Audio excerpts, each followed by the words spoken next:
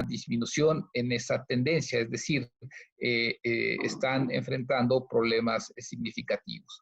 En otros estados que por otro lado tienen alta pobreza, alta informalidad, lo que se observa es una situación similar.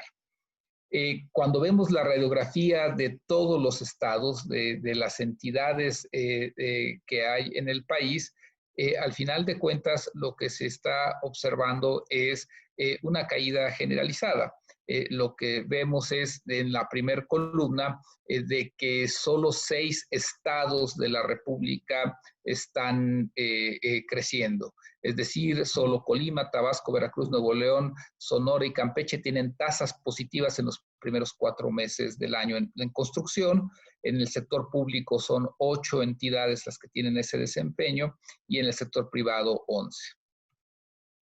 ¿Qué implica para las manufacturas, por otro lado, de que este cuadro en esencia presenta que desde hace 4 meses por lo menos lo que prevalece son tasas negativas, pero la última columna deja muy en claro que los problemas contingentes asociados al COVID-19 pues todavía implicaron una contracción mayor, en donde hay tasas negativas de hasta casi 90%. Esto al final del día también tiene un reflejo y una relación con lo que ocurre en el sector externo mexicano. Esta gráfica lo que muestra es el patrón evolutivo entre las importaciones de bienes intermedios y entre la evolución y el crecimiento de la industria mexicana. En este sentido, eso a su vez pues está vinculado con lo que ocurre en las exportaciones petroleras. En este momento están en el menor nivel desde el año 2000 y con la información que hoy publicó el INEGI, pues básicamente además lo que se puede prever es que esta tendencia continuará. ¿Por qué? Básicamente lo que aquí ustedes están observando es que durante el mes de mayo el INEGI reportó una caída de las exportaciones de casi 57%. La parte petrolera, que al final de cuentas va a incidir en los ingresos del sector público, cayó casi 64%. Entonces, ahí ya hay una condicionante de menor crecimiento económico. En la parte de importaciones hay 2 elementos que permiten prever qué va a ocurrir con la actividad económica nacional. La importación de insumos intermedios, que cayó 46.7%, pues básicamente implica una menor actividad industrial en mayo. Y lo que sigue, el penúltimo renglón, que fue una caída de los bienes de capital, es decir, de la compra de maquinaria y equipo de 38%, pues anuncia una fuerte contracción de la inversión en el mes de mayo. Esto lo que nos adelanta es no solamente este desempeño en las balanzas, en la balanza comercial, en la actividad industrial, sino al final del día que mayo también tendrá un resultado negativo que va a estar más vinculado con lo que observamos en abril, antes que estar vinculado con una recuperación. Para el gobierno mexicano, pues la mala noticia de esto último será que esta evolución en sus ingresos petroleros, en donde básicamente estamos viendo que con la información de abril, pues se tenía los menores ingresos o ingresos similares a los del 2004, para mayo esa tendencia continuará. En este sentido, pues es muy claro que se tendría que plantear que si el gobierno federal no va a contar con los recursos suficientes para reactivar la economía, tendría que estar trabajando en un programa de reactivación que favorezca la actividad del sector privado y evidentemente en donde el centro de esto sea la preservación del empleo. ¿Por qué? Ya lo señalaba la ONU hace unos días, estamos viendo una crisis que no tiene paralelo, que va a necesitar financiamiento proporcional, es decir, estrategias históricas de generar recursos para tratar de enfrentar algo que en México ya conocemos que ha provocado. Entre marzo y mayo de este año se han perdido tan solo en el sector formal de la economía 1 millón de empleos en solo 3 meses, es decir, lo que normalmente tardamos hasta 2 años en generar de empleo, se perdió en solo 3 meses y aún falta observar qué ocurrió en junio y julio, en donde seguramente la recesión económica va a seguir avanzando. Pero además está la información que conocemos de la encuesta telefónica de ocupación y empleo que hizo el INEGI. 12,5 millones de mexicanos se quedaron sin ingreso. Si hacemos una extrapolación, probablemente algo simplista, pero que nos permite dar una idea de la afectación de toda la economía mexicana, que 2 o 3 personas puedan depender de esos ingresos que se perdieron, pues estamos hablando de que al menos 30 millones y quizás hasta 38 millones de mexicanos se están viendo afectados por esta situación. Esto al final del día se ve reflejado en algo que también es histórico, una caída en la tasa de participación de los mexicanos en el mercado laboral. Normalmente oscila alrededor del 59% y en estos momentos está más cercano al 47%. Son esos 12 millones de mexicanos que no encontraron una fuente de ingresos durante el mes de abril. Además, esto llevó a un incremento en la tasa de subocupación, es decir, no solo fue que se cancelaran oportunidades de encontrar un empleo o una ocupación en el sector formal o informal, sino que los que estuvieron ocupados tuvieron que buscar 2 o más alternativas para tratar de complementar su ingreso.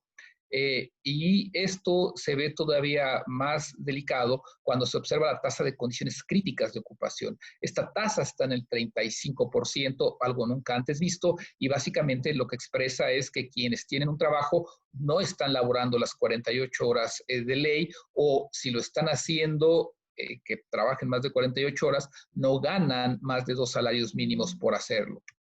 Entonces, en este aspecto, cuando recordamos otra gráfica que ya hemos presentado anteriormente, pero que es relevante, que nos muestra la evolución de los trabajadores afiliados al IMSS que ganan más de 5 salarios mínimos y que viene a la baja y que es algo más estructural que simplemente pensar que esto fue por el aumento de los salarios mínimos, sino que a pesar de que esto pudo haber sido entre los meses de diciembre y enero de cada año, sobre todo en el 2018 y en 2019, en realidad lo que vemos es que en el 2019 esta situación ya venía a la baja y que la crisis del 2020 lo sigue haciendo todavía más patente.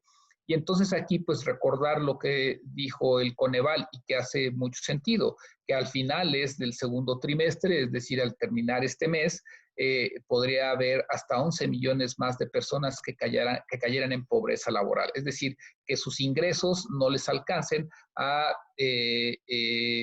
superar o adquirir una canasta básica.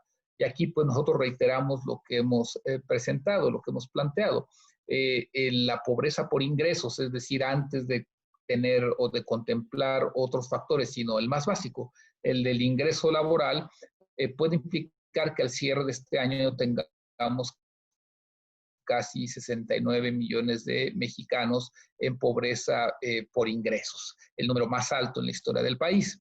Evidentemente que esto permite hacernos entender por qué los ingresos totales reportados por las empresas en cuanto a sus ingresos por suministro de bienes y servicios, por qué van a la baja. El mercado interno se ha debilitado, pues no solo por la recesión, sino por cómo ello se traduce en menor empleo. Entonces, en este sentido, pues basta recordar también algo.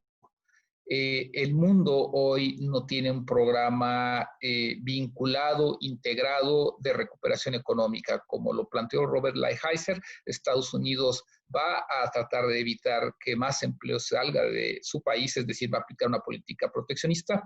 Ya lo había mencionado, o lo mencionó unas semanas después, cuando dijo se va a aplicar una política industrial, pero en donde lo que Estados Unidos con ello busca es recuperar, recapturar parte de los procesos de manufactura que salieron del país y a partir de ahí tener empleo. Por eso se suspende la migración a Estados Unidos, se regula de otra forma más estricta y se mantiene el conflicto que ha planteado con China, en donde en la coyuntura la discrepancia es el COVID-19, pero en el fondo es la guerra geopolítica, geoeconómica que tiene con el país asiático por ver quién es la potencia que va a prevalecer en los siguientes 50 años. En el caso de China, si bien su actividad industrial ya tuvo recuperación en los meses de abril y mayo, pues esto todavía falta ver qué tanto incidió en la recuperación de su Producto Interno Bruto, que en el primer trimestre del 2020 cayó 6.8%. Para el caso de Estados Unidos, ya habíamos observado una caída de 4.8% que después se corrigió a 5%, pero que para el segundo trimestre algunos análisis llevan a que será de hasta el 20%. Entonces, en ese sentido, cuando recordamos pues cómo ha venido cayendo la manufactura global, el indicador de compras de manufactura de países en Europa, pero también de países en Asia, en donde paradójicamente la menor caída que se está observando es en China, pues esto lo que nos lleva a plantear es que México en esta ocasión no contará con un sector externo como sí fue en el 95 que le permita reactivarse de manera vigorosa y evidentemente que ante los conflictos que existen en el grupo de los 7, pues evidentemente que esto lleva a plantear la necesidad de que México genere su propio programa de reactivación económica. Ese es el mensaje final del día del IGAE de hoy. Es una caída histórica y para salir de esa caída histórica que ha mermado la capacidad potencial, se necesitan igualmente estrategias históricas, es decir, romper con las inercias, romper con el hecho de tratar de mantener solo en equilibrio a las finanzas públicas, se necesita una labor más proactiva. ¿Por qué? Los pronósticos del 2020 lo que están planteando es que la mayor parte de los análisis convergen a que la caída puede ser entre 7 y hasta más de 10%. Eso fue el Fondo Monetario, donde plantea una contracción de 10.5%, en donde el pronóstico oficial de la Secretaría de Hacienda y Crédito Público, pues evidentemente ya pareciera algo que no va a ocurrir. En este sentido, nosotros reiteramos, nos parece que al cierre del año la economía mexicana va a sufrir la mayor contracción desde 1934, pero de momento nos parece que todavía estará oscilando alrededor del 6.7%, probablemente alrededor del 7.5%, pero sí estimamos que la recuperación que puede existir a partir sobre todo de los meses de septiembre y octubre podría ayudar.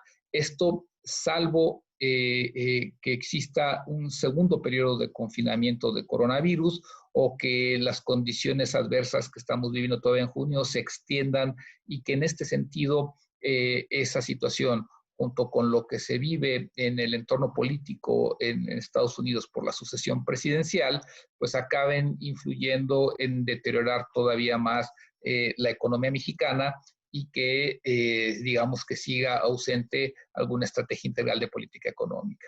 Nosotros lo que planteamos en este sentido, y para evitar eso, es que se requiere la reconstrucción de la economía mexicana. Necesitamos un programa de desarrollo industrial, de fortalecimiento productivo, para superar no solo la recesión del 2020, también tenemos que superar ese estancamiento de bajo crecimiento que prevaleció durante 30 años de 2.5%. El objetivo es que la nueva normalidad en México sea de crecimiento de 4 o 5% y solo con un programa de desarrollo industrial se va a generar. Esto es el Estado desarrollador industrial, una estrategia que tiene de fondo una gran visión de integración de los actores económicos que básicamente garantice el fortalecimiento del sistema productivo y que en ese sentido abra el camino a el bienestar social, a elevar la calidad de vida de los mexicanos. Es decir, si queremos estado de bienestar, previamente necesitamos hacer el gasto de generar un estado desarrollador industrial. Y pues muchas gracias.